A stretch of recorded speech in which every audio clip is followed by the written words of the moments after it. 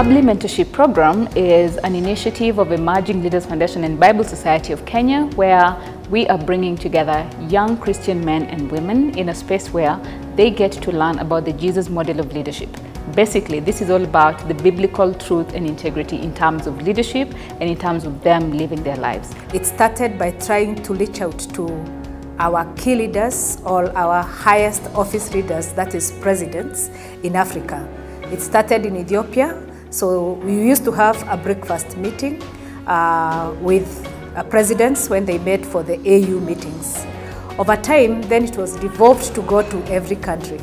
In 2017, the ABLI meeting was held in Kenya.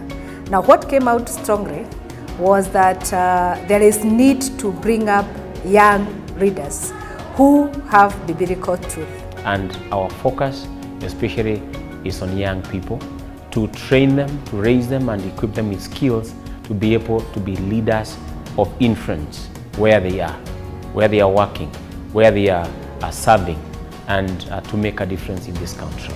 At BSK, we are very clear that it is young people who are taking this world forward. The median age in this country is 19.1. So you cannot speak to young people if you do not fit the image that they desire. And so we are raising young leaders who can talk to other leaders and speak in the same language, because God speaks in a variety of colors and languages. So this training was extremely important for them, because it then reminds them that they have a role to play as citizens in this world, that actually they are required, even biblically, to participate in ensuring that the governance of the environment is good and is serving the interests of the most vulnerable people in society. And number three, and most important, that they are responsible for defending the most vulnerable people in their society. And if they're not able to defend the most vulnerable people in their society, we're basically saying they cannot claim to love God, because the Bible itself demands that if you love God, you should be able to love your brother. The leadership idea today, the prevailing leadership idea, is that the weak will serve the strong, the poor will serve the rich, and the junior will serve the senior. And you find it in our educational system, in our workplaces, sometimes even in our religious centers, in our government, in our politics, everything. Where you have few people at the top, like you said, and you have a lot of people, yeah. And the whole idea is that you keep serving them in that order. Is this the very notion of leadership? And is this the very notion of Christian leadership? I feel that the Jesus order of leadership is this, that you don't aim to be here, rather you aim to be here. True leadership is not about you. True leadership is about serving others. You cannot be a Christian who is filled by the Holy Spirit, baptized in the name of the Father and the Son and the Holy Spirit, a leader or a citizen who is involved in corruption, in impunity, in stealing and not accounting, in abusing office. This morning I was talking to the ABLI leaders about the importance of communication, and how communication is what actually gets messages across, how communication is what people say without even saying it, and how to be leaders of influence requires that they communicate and communicate well. I spoke to these young people about why it's important to be aware of what inspires us as we move forward, to ensure that what we do, what we go for, the goals we set, are not driven by insecurity, but are driven by the growth we need and the contribution we want to make, so that we can have an impact and significance wherever we are based. The first thing that caught my eye is when I read the creed. The creed really caught my eye because it's like it was speaking to me. Part of my journey in life is finding my purpose. And when I read the creed, I saw it all there. And the fact that we are here to start on a clean slate, that already is enough for me. Because this time, right now, I want to start my life on a clean slate, forgetting all the pain I've passed, forgetting the mistakes that I have done, and just focusing on my future because it's spotless. Mimi nilikuwa napeanga watu, lakini siku hizi maisha imenifunza. And that's why part of the program here is to undo those injuries and say you're still pure, you're still God ordained, that you don't have to change your good deeds because the world has bad people. think of it this way, that the P's are called optimists and the J's pessimists. And if you have a P, the chances are you've ever given someone money and they've never paid back. Now what happens, the P and the J interswap. That's the only part that will keep changing. Because what happens is you become so nice, and then what we call life lessons start making you a different person. This self-awareness session gets to build someone to get to understand, one, their nuances, how their inner design is, and how they are disposed to using who God has designed them to be as they interact and do their assignments. But more importantly, it's just to get to understand also that the other person is not trying to drive you crazy, but it's just that they are wired slightly differently from you.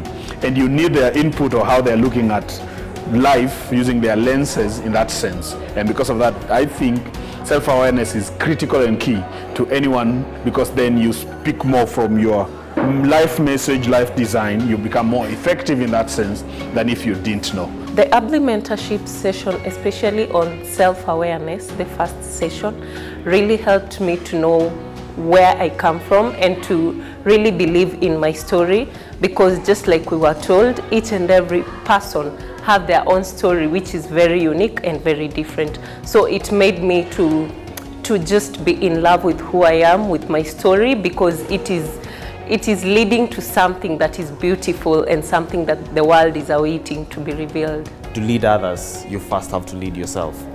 And to lead yourself, you have to get to a point of self-discovery and a point of knowing who are you as a person. And I realized I was walking around as a shell of a man who didn't even know who he was. I had lived with myself for over 20 years, but I had very, very little grasp of who I was until I went into that session and had Duncan speak about the different personality types. And it made me understand why I do certain things, why I think the way I think, and things like that.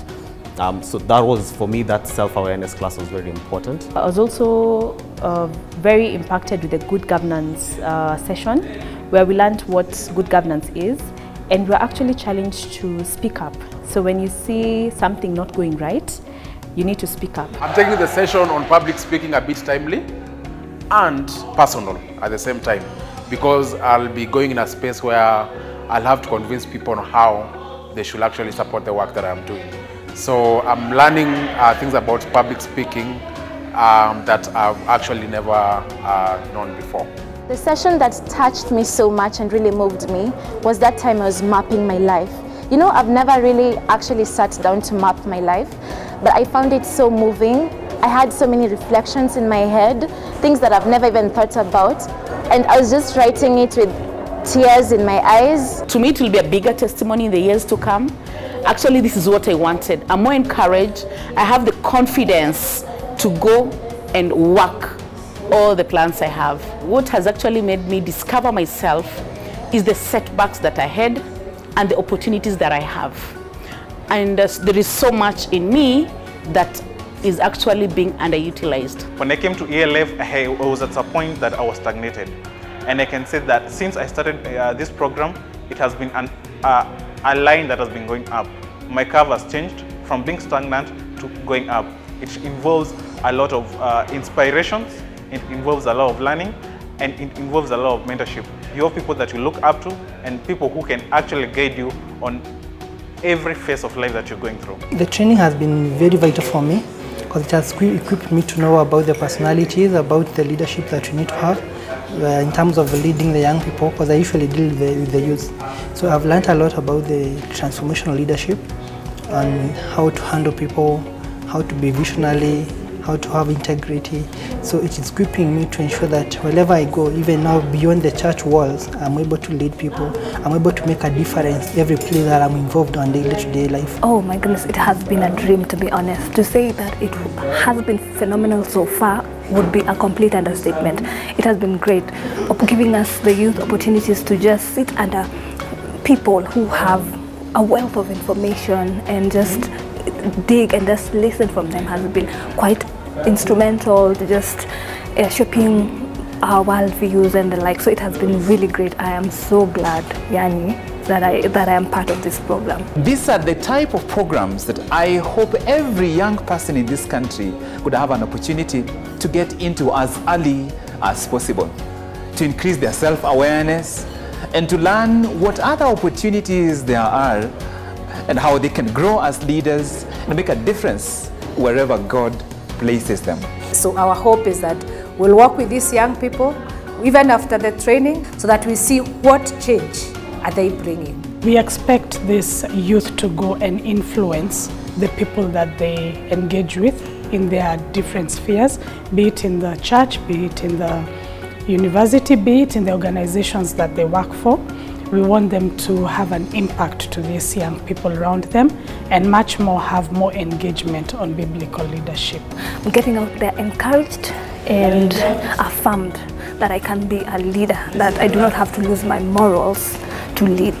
The change that has happened within me today, even on transformational leadership, that alone has impacted me so much that the light has to go to another person, even if it is one person. And so if young people can speak to other young people, we will have won. The world will have won. God will have won.